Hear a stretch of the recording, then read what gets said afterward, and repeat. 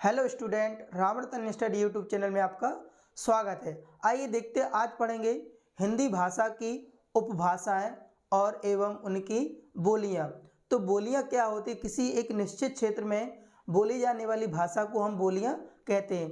तो हिंदी को 5 उपभाषाओं एवं 18 बोलियों में बांटा गया है। जो 5 उपभाषाएं और जो 18 बोलियां हैं उनकी उत्पत्ति अपभ्रंशों से हुई है।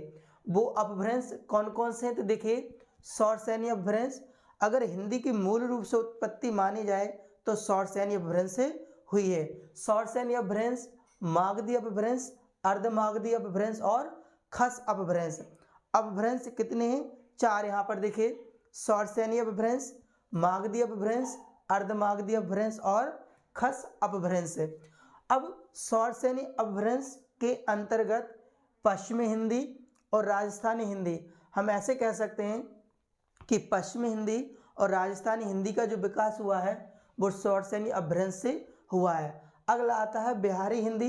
जो बिहारी हिंदी की जो उत्पत्ति हुई है वो मागधी अपभ्रंश से हुई है।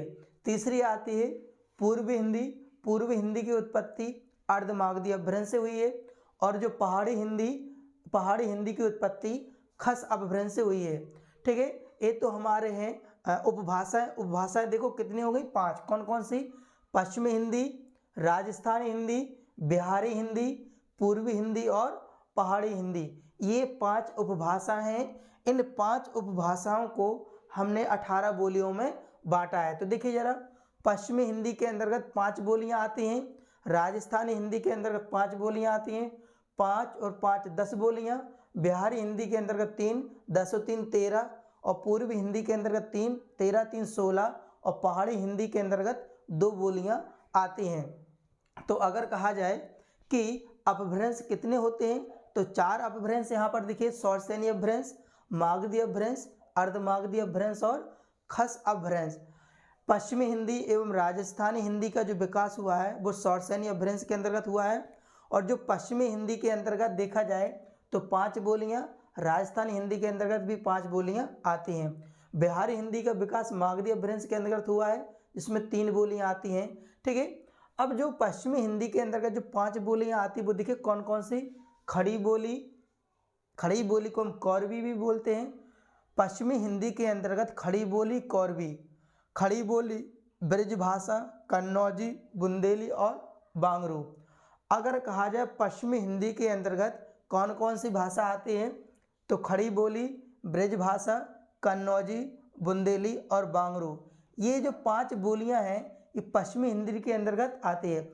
और बोलियां क्या होती? किसी एक निश्चित क्षेत्र में, किसी एक निश्चित जगह में बोली जाने वाली भाषा को हम बोलियां कहते हैं।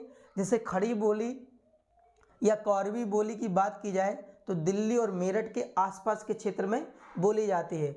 ब्रजभाषा वृंदावन और आगरा के क्षेत्र और उसके आसपास के क्षेत्रों में बोला जाता है। कन्नौजी भाषा कन्नौज के आसपास के क्षेत्र में बोली जाती है। और बुंदेली भाषा है झांसी, महोबा, हमीरपुर, ललितपुर के आसपास के क्षेत्र में बोली जाती है। और बांगरू भाषा हरियाणा के क्षेत्र में बोली जाती है। तो आपके एग्जाम से क्वेश्चन बनता है कि पश्चिमी हिंदी का विकास किससे हुआ तो शौरसेनी अपभ्रंश से। राजस्थानी विकास किससे हुआ तो शौरसेनी अपभ्रंश से। पश्चिमी हिंदी के अंतर्गत 5 बोलियाँ आती हैं, खड़ी बोली, ब्रजभाषा, कन्नौजी, बुंदेली और बांगरू। अगला आता है यहाँ पर अपन की राजस्थानी हिंदी। राजस्थानी हिंदी के अंतर्गत 5 बोलियाँ आती हैं, मेवाती, मारवाड़ी और मेवाड़ी। देखिए, जो मेवाती है ये मेवाड़ी है, ये मेवाती है और ये मेवाड़ी है। मेवाती, मारवाड़ी, मेवाड़ी, हाड़ौती और ढूंढड़ी, ये राजस्थानी भाषा है, एक किसी निश्चित क्षेत्र में बोली जाती हैं। यहाँ से एग्जाम में क्वेश्चन जरूर बनता है। तो देखिए, इसको अच्छे से समझिए और सुनिए। मेवाती है जो दिल्ली और गुड़गांव के आसपास के क्षेत्र बोली जाने वाली भाषा है। मारवाड़ी जोधपुर के आसपास, जोधपुर राजस्थान के आसपास बोली जाने वाली भाषा है। और मेवाड़ी चित्तौड़गढ़ के आसपास की भाषा है। और हाड़ौती, बूंदी जो एक राजस्थान में जगह है। और ढूंढड़ी जो जयपुरिया है। ठीक है, जयपुर के आसपास की भाषा बोली जाती है। इसके अंतर्गत आता है बिहारी हिंदी के अंतर्गत 3 बोलियां आती हैं। बिहारी हिंदी के अंतर्गत 3 बोलियां आती हैं, मगही, मैथिली और भोजपुरी। आपसे पूछा जाता है क्वेश्चन कि मगही, मैथिली और भोजपुरी कि उत्पत्ति, भाषा की उत्पत्ति किससे हुई है या बोलियों की उत्पत्ति किससे हुई है, तो बिहारी हिंदी से हुई है। तो मगही जो भाषा है वो बिहार यानी पटना के आसपास के क्षेत्र में बोली जाती है। मैथिली भाषा वहीं बिहार के दरभंगा के साथ पास के क्षेत्र में बोली जाती है। और जो भोजपुरी भाषा है वो बलिया और देवरिया के क्षेत्र के आसपास बोली जाती है। तो अगर आपसे क्वेश्चन ये पूछा जाए कि मगही, मैथिली और भोजपुरी किस भाषा का उद्भव किस अपभ्रंश से हुआ है, तो मागधी अपभ्रंश से हुआ है। अगला आता है अपन का अर्धमागधी अपभ्रंश। अर्धमागधी अपभ्रंश के अंतर्गत पूर्वी हिंदी बोली जाती है और पूर्वी हिंदी के अंतर्गत 3 बोलियां बोली जाती हैं, अवधी, बघेली और छत्तीसगढ़ी। तो जो अवधी भाषा बोली जाती है वो फैजाबाद के आसपास के क्षेत्र में बोली जाती है। बघेली रीवा, जबलपुर, मध्य प्रदेश के आसपास के क्षेत्र में बोली जाती है। और छत्तीसगढ़ रायपुर के आसपास के क्षेत्र में बोली जाती है। तो आपके एग्जाम से क्वेश्चन कैसे बनते हैं, आपसे ये बनेगा कि अवधी, बघेली और छत्तीसगढ़ी किस भाषा से, तो वो किस भाषा से हुआ है, तो पूर्वी हिंदी भाषा से इसका विकास हुआ है।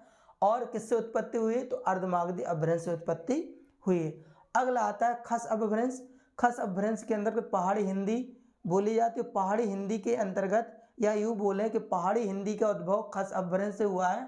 और पहाड़ी हिंदी के अंतर्गत 2 बोलियां आती हैं, गढ़वाली और कुमाऊनी।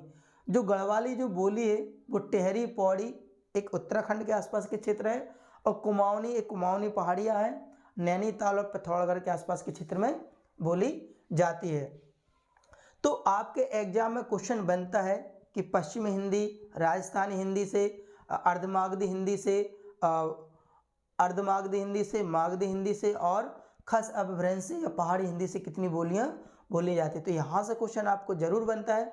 इसका आप स्क्रीनशॉट या इसको आप बहुत अच्छा नोट्स बनाइए। हम आपको प्रॉपर तरीके से यहाँ से पूरा सिलेबस खत्म कराएंगे, ठीक है। तो अब देखिए जरा यहाँ से क्या लिखा हुआ है। इसमें हमने कुछ जो इम्पोर्टेंट क्वेश्चन लिख दिए हैं जो एग्जाम में पूछे गए हैं। तो आइए देखते हैं कि क्वेश्चन कैसे पूछे जाते हैं। तो अनुवाद की जाने वाली भाषा को हम स्रोत भाषा कहते हैं। अनुवाद की जाने वाली भाषा को हम स्रोत भाषा कहते हैं। और पंजाब में हिंदी का जो प्रचार किया है, हिंदी भाषा का जो पंजाब में प्रचार प्रसार किया है, वो किया है श्रद्धालाल फुल्लोरी ने किया है। किसने किया है? श्रद्धालाल फुल्लोरी ने किया है। और प्राचीन जो आर्य भाषा है, सबसे प्राचीन आर्य भाषा है वो है हमारे वैदिक संस्कृत, आर्यों की जो भाषा थी। और प्राचीन भाषा का जो क्रम है संस्कृत, पाली, प्राकृतिक, अपभ्रंश, और अपभ्रंश के बाद आता है, अगर यहाँ पर देखा जाए, अवहट्ट, और अवहट्ट के बाद आता है हमारी हिंदी भाषा। अगर अवहट्ट नहीं हो तो अपभ्रंश के बाद किसका विकास हुआ है? हिंदी भाषा का विकास हुआ है। द्रविड़ परिवार की जो भाषा है उसे कन्नड़ बोलते हैं। हाडौती बोली जाती है, वो राजस्थान में बोली जाती है, ठीक है। हाडौती देखो जो बूंदी के आसपास का क्षेत्र है। रागड़ी जो बोली जाती है वो हरियाणा में बोलते हैं। और बघेली बोली जाती है वो जबलपुर के क्षेत्र में बोली जाती है। तो आपसे एग्जाम में पूछा जाएगा बघेली बोली किस क्षेत्र में बोली जाती है, तो जबलपुर क्षेत्र में। रागड़ी बोली किस क्षेत्र में बोली जाती है, तो हरियाणा के आसपास के क्षेत्र में। बांगरू भाषा, तो ये भी बांगरू भाषा है जो हरियाणा के आसपास के क्षेत्र में बोली जाती है। पुरानी हिंदी प्लस उर्दू और अंग्रेजी के मिश्रण को हम हिंदुस्तानी भाषा कहते हैं। यानी हिंदुस्तान में कोई से भी सारी भाषाओं का मिश्रण है, सब तरह के लोग बोलते हैं भाषा। अगला आता है अनुपात। क्या होता है अनुपात? तो भाषा को बोलते समय, जब हम भाषा को बोलते हैं तो भाषा को बोलते समय जो हमारे उतार चढ़ाव होता है बोलने में, उसी को हम क्या कहते हैं? अनुपात कहते हैं। अगला आता है रोमन लिपि का प्रयोग, या जर्मन, फ्रेंच जो स्पेनिश भाषा है उसकी भाषा की लिपि क्या है? तो रोमन लिपि है, या रोमन लिपि का प्रयोग जर्मन, फ्रेंच और स्पेनिश भाषा में हम करते हैं।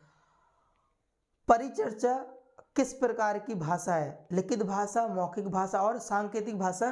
तो जो परिचर्चा या किसी पर विशेष व्याख्या करना हो, विस्तृत बात करना हो, विस्तृत चर्चा करना हो, तो परिचर्चा हमारी मौखिक भाषा के अंतर्गत आती है। छत्तीसगढ़ी भाषा है वो पूर्वी हिंदी की भाषा है। वाराणसी बोली को हम काशिका भी कहते हैं। क्या कहते हैं? वाराणसी बोली को हम काशिका कहते हैं। अगला आता है अपन का हिंदी प्लस नेपाली भाषा। हिंदी और जो नेपाली भाषा की जो लिपि है वो हमारी देवनागरी लिपि है।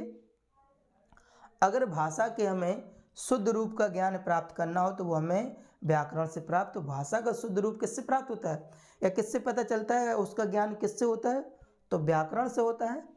संस्कृत को हिंदी की हम जननी कहते हैं, संस्कृत को हम हिंदी की जननी कहते हैं, यानी हिंदी की जो उत्पत्ति हुई वो संस्कृत भाषा से हुई।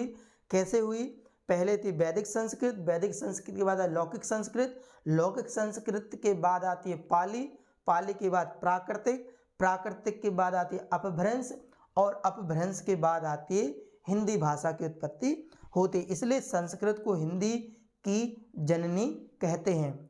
हिंदी भाषा की जो उत्तराधिकारी भाषा, हिंदी भाषा की जो उत्तराधिकारी भाषा है वो हमारी संस्कृत है।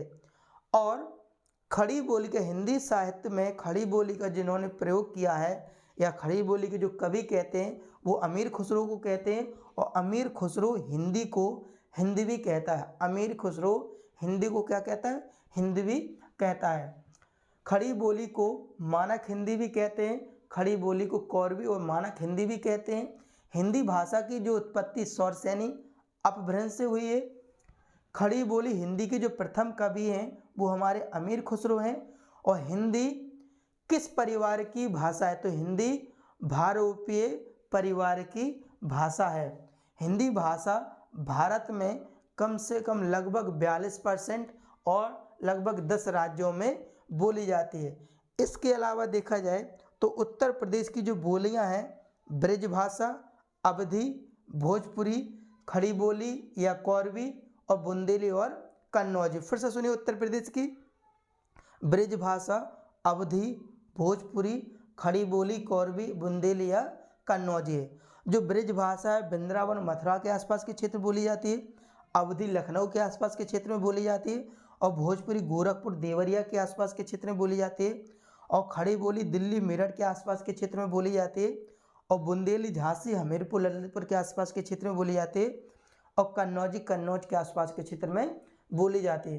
तो आज हमने पढ़ा है कि हिंदी की कितनी उपभाषाएं और कितनी बोलियां हैं, कौन सी बोली किस भाषा से या कौन सी उपभाषा से बोली जाती है। तो आप इसका एक बढ़िया सा नोट्स बना सकते हैं, स्क्रीनशॉट ले सकते हैं, और यहाँ से क्वेश्चन बहुत ज़्यादा पूछे जाते हैं। ठीक है, तो मिलते हैं नेक्स्ट वीडियो में। यदि आपको वीडियो अच्छा लगा हो तो आप हमारे चैनल को सब्सक्राइब करें और प्लीज़ कमेंट करके आप हमें ज़रूर बताएं। मिलते हैं नेक्स्ट वीडियो में।